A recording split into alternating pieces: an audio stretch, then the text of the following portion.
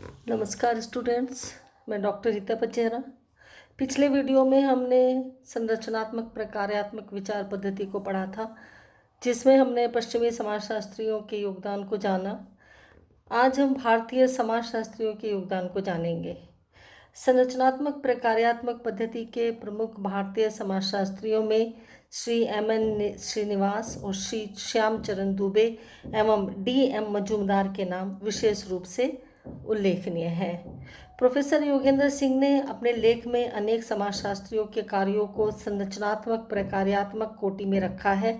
उनके अनुसार professor SC. Dubey का संरचनात्मक प्रकार्यात्मक वर्णन इंडियन विलेज तथा ग्रामीण परिवर्तन के विश्लेषण का इंडियाज चेंजिंग विलेजेस तथा ग्रामीण परिवर्तन प्रोफेसर श्रीनिवास की religion and society among the Coorgs of south India, Bailey की caste and the economic frontier, ties caste and nation, politics and social change, S C. Mayer की caste and kinship in central India तथा Epstein की economic development and social change in south Indian village आदि कुछ महत्वपूर्ण अध्ययन हैं।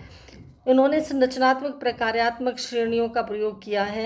Marriott द्वारा संपादित ग्रंथ village India studies in the little community तथा श्रीनिवास द्वारा संपादित इंडियाज विलेजेस में गांवों पर अनेक लेखों का संकलन किया है, जिसका अध्ययन इसी विषय परिधि के आधार पर किया गया है। इस प्रकार ए.डी. रॉस की family in an urban setting में भारत में परिवार में होने वाले परिवर्तन के अध्ययन में प्रकार्यात्मक विश्लेषण के प्रयोग का अच्छा उदाहरण देखने को मिलता है। इरावती कर्वे की किनशिप ऑर्गेनाइजेशन इन इंडिया भी इसी प्रकार की है, यद्यपि इसमें आइडियल टाइप की अवधारणाओं का भी प्रयोग किया गया है। आदिवासियों के अध्ययन क्षेत्र में भी मानव शास्त्रियों द्वारा यह अनुस्थापन देखने को मिलता है। डी.एन. मजूमदार की रूरल प्रोफाइल्स तथा कास्ट एंड कम्युनिकेशन तथा अन्य एकल शोध प्रबंधों में भी जो इनके विद्यार्थियों ने किया, इस पद्धति का प्रयोग किया गया है। किसका? संरचनात्मक प्रकार्यात्मक पद्धति का प्रयोग किया गया है। डॉक्टर योगेंद्र सिंह ने बताया कि इन अध्ययनों का लक्षण इस प्रकार से है जो उन्होंने प्रस्तुत किया है। फर्स्ट है, ऐसी सामाजिक घटना के अध्ययन पर बल जो कालातीत अथवा ऐसी उपव्यवस्था हो जिसमें आंतरिक प्रकार्यात्मक समाकलन तथा मिश्रित वैशिष्ट्य हो। सामाजिक संरचना के विश्लेषण की ओर व्यवस्थित प्रयास जिनमें परिवार, जाति, जनजाति के समूह, शक्ति संगठन, दलबंदियां आदि सम्मिलित हैं तथा सांस्कृतिक प्रणालियां अपने स्वाभाविक अंतःश्रृंखलीयकरण तथा पारस्परिक अंतःक्रियाओं की संज्ञाओं में हों, जिनमें कर्मकांड, मूल्य तथा विश्वास आदि सम्मिलित हैं। सेकंड है, ऐतिहासिक द्वंद्ववाद की अपेक्षा प्रसारवादी आधार पर परिवर्तन का विश्लेषण। वैज्ञानिक पर्यवेक्षण की एक समृद्ध परंपरा तथा गहन सामाजिक घटनाओं का विश्लेषण जो प्रत्यक्ष क्षेत्रीय अध्ययनों तथा सहभागिक पर्यवेक्षण के माध्यम पर आधारित है। यद्यपि अभी तक किए गए अध्ययन स्थानीय तथा अनुवीक्षणीय लघु क्षेत्रीय महत्व के हैं, अनेक अवधारणाएं जिन्हें सामाजिक परिवर्तन के विश्लेषण के लिए प्रयोग किया गया है, जैसे एम.एन. श्रीनिवास का ब्राह्मणीकरण अथवा संस्कृतिकरण तथा पश्चिमीकरण, मेरियट का सार्वभौमिकरण तथा स्थानीयकरण, श्री एस.सी. दुबे के अंतःक्रियात्मक सांस्कृतिक परंपराओं के श्रेणीबद्ध स्तरों की अवधारणाएं तथा बेली के सेतु क्रिया की अवधारणा आदि हैं। इनमें उनके अनेक सीमाएं हैं, फिर भी ये कार्यकारिणी अवधारणाएं प्रस्तुत करती हैं और भारत में वैज्ञानिक ढंग से समाजशास्त्रीय अध्ययन जारी रखने के लिए क्रियाशील परिस्थिति प्रस्तुत करते हैं। संरचनात्मक प्रकार्यात्मक वह उपागम है जो सिद्धांत निर्माण के प्रयास में सामाजिक संरचना को महत्व देता है। सामाजिक घटनाओं को समाज की संरचना तथा इसके भागों के प्रकार्यात्मक संबंधों के संदर्भ में विश्लेषण हेतु प्रयोग किए जाने वाले एक सैद्धांतिक तथा पद्धति मूलक उपागम को संरचनात्मक प्रकार्यात्मक विश्लेषण की संज्ञा दी जाती है। संरचनात्मक प्रकार्यात्मक विश्लेषण इस अनुमान पर आधारित है कि सामाजिक इकाइयाँ समूह, संस्थाएं आदि जिनमें अंतःक्रिया होती है वे पारस्परिक रूप से एक दूसरे को प्रभावित करती हैं तथा एक दूसरे के साथ समायोजन करती हैं। ये सामाजिक इकाइयां विभिन्न सामाजिक प्रक्रियाओं तथा सहयोग, संघर्ष, प्रतिस्पर्धा, समंजन, सात्मीकरण आदि द्वारा अपेक्षाकृत एक समन्वित सामाजिक व्यवस्था का निर्माण करती हैं। अगर ऐतिहासिक दृष्टि से देखें तो समाजशास्त्र में प्रकार्यात्मक विश्लेषण की परंपरा अगस्त कॉम्ट, हर्बर्ट स्पेंसर की कृतियों में देखने को मिलता है। एमाइल दुर्कीम ने इस परंपरा के विश्लेषण को विकसित किया। इस उपागम के अन्य सिद्धांतवेता Talcott Parsons, the social system, Marion J Levy, the structure of society, Kingsley Davis, Robert Merton आदि हैं।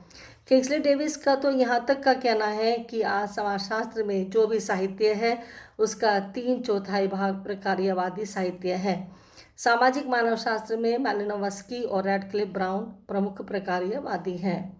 अब हम श्रीनिवास की बात करते हैं। एम.एन. श्रीनिवास, जिनका कार्यकाल 1916 से 2000 तक रहा है, भारतीय समाजशास्त्र के विकास में एम.एन. श्रीनिवास का नाम दूसरी पीढ़ी के अग्रणी समाजशास्त्रियों में से एक है। इनका जन्म दक्षिणी भारत के अयंगर परिवार में 16 नवंबर 1916 को हुआ था। सन 2000 में इनकी मृत्यु हुई थी। संस्कृतिकरण तथा पश्चिमीकरण जैसी अवधारणाओं के वे जन्मदाता हैं। भारतीय जातीय व्यवस्था उनके अध्ययन में महत्वपूर्ण है। श्रीनिवास भारत में समाजशास्त्र एवं मानव शास्त्रीय अध्ययनों, अनुसंधानों में संरचनात्मक प्रकार्यात्मक विश्लेषण के लिए जाने जाते हैं। उनका मुख्य कार्य religion and society among the कुक्स of south India 1952 में प्रकाशित हुआ, जो मूलतः दक्षिणी भारत के कुर्गों में धर्म और समाज पर एक मार्गदर्शक ग्रंथ है। इसी ग्रंथ में डॉक्टर श्रीनिवास ने संस्कृतिकरण की अवधारणा को भारतीय सामाजिक परिवर्तन को अंतर्निहित प्रक्रिया के रूप में प्रस्तुत किया है। उनकी अन्य कृतियों में आधुनिक भारत में सामाजिक परिवर्तन, social change in modern India, आधुनिक भारत में जातिवाद और अन्य निबंध, casteism and other essays in modern India, remembered village, Mysore में विवाह और परिवार इत्यादि इनकी प्रमुख रचनाएं हैं। श्रीनिवास के अनुसार संस्कृतिकरण एक प्रक्रिया है जिसके द्वारा एक निम्न जाति या जनजाति या अन्य समूह एक उच्च जाति और विशेषतः एक द्विज जाति की प्रथाओं, परंपराओं, मूल्यों, धार्मिक कृतियों, विचारों, आस्थाओं, जीवन प्रणाली को अपनाता है। श्रीनिवास के अनुसार संस्कृतिकरण द्वारा स्थितिगत परिवर्तन आते हैं, न कि संरचनात्मक अर्थात जाति परिवर्तन नहीं होता है। परिवर्तन जाति के अंदर पाए जाते हैं। संस्कृतिकरण की तुलना में पश्चिमीकरण अपेक्षाकृत सरल अवधारणा है। श्रीनिवास के अनुसार 150 वर्षों से अधिक समय तक भारत के सामाजिक सांस्कृतिक स्वरूप में ब्रिटिश शासन के फलस्वरूप जो परिवर्तन हुए हैं उस प्रक्रिया को पश्चिमीकरण कहा जाता है। मानवतावाद व विवेकवाद पर जोर देना पश्चिमीकरण की प्रमुख विशेषता है। श्रीनिवास ने पश्चिमीकरण के प्रभाव के आधार पर 3 स्तरों प्राथमिक, द्वैतिक और तृतीयक की भी चर्चा की है।